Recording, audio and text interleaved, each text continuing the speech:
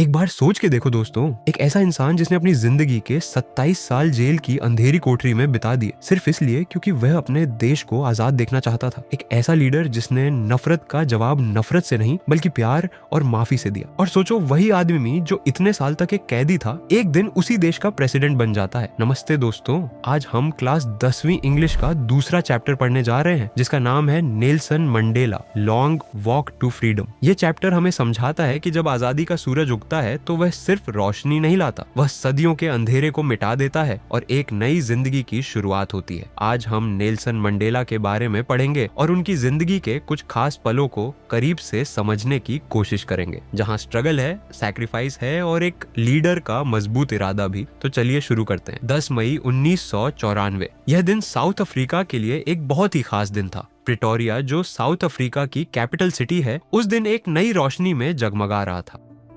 पूरी दुनिया से 140 से भी ज्यादा देशों के बड़े बड़े लीडर्स और महान लोग यहाँ इकट्ठे हुए थे। सब एक ही वजह से आए थे, ताकि वह साउथ अफ्रीका की पहली डेमोक्रेटिक और नॉन रेशियल गवर्नमेंट की ओथ टेकिंग सेरेमनी यानी कि शपथ ग्रहण समारोह में शामिल हो सके। इसी दिन नेल्सन मंडेला राष्ट्रपति पद के लिए शपथ लेने वाले थे। इतने सालों के स्ट्रगल के बाद उनका देश आजाद था। मंडेला ने इस गैदरिंग को रेनबो गैदरिंग कहा, क्योंकि वहाँ अलग अलग जातियों, रंगों और कल्चर के लोग इकट्ठे हुए थे। हर बैकग्राउंड के लोग एक साथ खड़े थे एक नए साउथ अफ्रीका का जश्न मनाने के लिए, जहां सबको बराबरी का हक मिलने जा रहा था। यह जश्न यूनियन बिल्डिंग्स के शानदार सैंडरस्टोन एम्फीथिएटर में होने जा रहा था, एक ऐसी जगह जहां कई सालों तक सिर्फ गोरे लोगों का राज था, यानी कि व्हाइट सुप्रीमेसी का शासन था। लेकिन आज उसी जगह पर एक नई कहानी लिखने जा रही थी, एक ऐसी कहानी जब बराबरी, इंसाफ और आजादी की जीत हो रही थी। नेल्सन मंडेला अपनी बेटी जैन के साथ स्टेज पर मौजूद थे। सभी की नजर उन पर थी, एक ऐसे लीडर पर जिन्होंने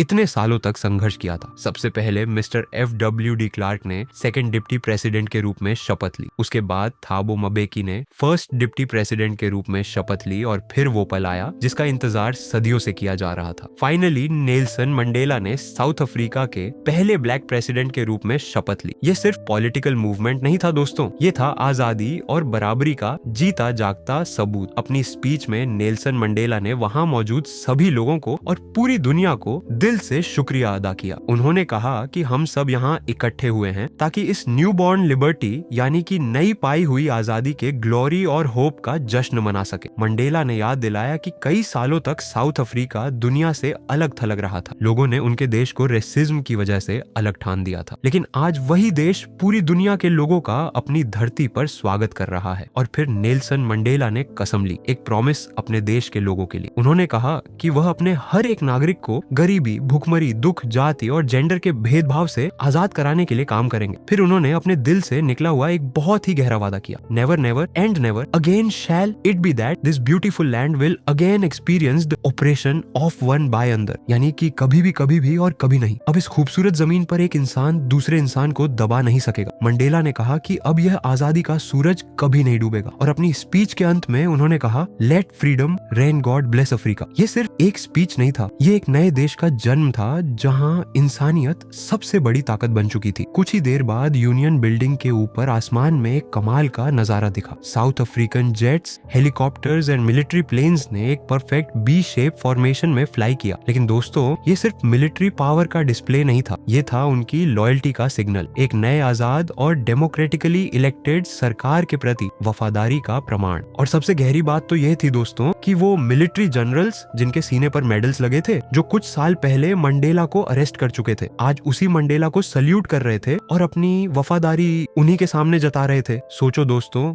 वक्त कैसे बदलता है। जिसे कभी दुश्मन समझा गया था, आज उसी को लीडर मानकर सलाम किया जा रहा था। उसके बाद एयरफोर्स के जेट्स ने आसमान में उड़ते हुए साउथ अफ्रीकन फ्लैग्स के नए रंगों का धुआं छोड़ा, ब्लैक, रेड, ग्रीन, ब्लू और गोल्ड। पूरा आसमान इन रंगों से भर गया, एक नई पहचान का जश्न। फिर एक और बहुत ही खास पल आया, 2 नेशनल एंथम्स बजाए गए। व्हाइट्स ने कोसी सिकेलेल ये अफ्रीका गाया, जो पहले ब्लैक्स का फ्रीडम एंथम था, और ब्लैक्स ने डाई स्टेम गाया, जो पहले का ऑफिशियल एंथम था। भले ही उस दिन बहुत से लोगों को दूसरे एंथम के शब्द अच्छी तरह से याद नहीं थे, लेकिन उस पल की अहमियत कुछ और ही थी। ये था एक नए साउथ अफ्रीका का सिंबल, जहां सब एक साथ थे, एक मंच पर एक झंडे के नीचे खड़े थे, जहां पहली बार रंग या जाति से ऊपर उठकर यूनिटी का जश्न मनाया जा रहा था। उस खुशी के दिन जब पूरा देश आजादी का जश्न मना रहा था, मंडेला का मन अपने बीते हुए दर्द भरे कल की तरफ चला गया। उन्हें याद आया कि अपार्थाइड का वो क्रूर सिस्टम जो गोरे लोगों के फायदे के लिए बनाया गया था। अगर आपको यह वीडियो पसंद आई तो आप इस वीडियो को लाइक कर सकते हो और साथ ही इस चैनल को सब्सक्राइब भी कर सकते हो।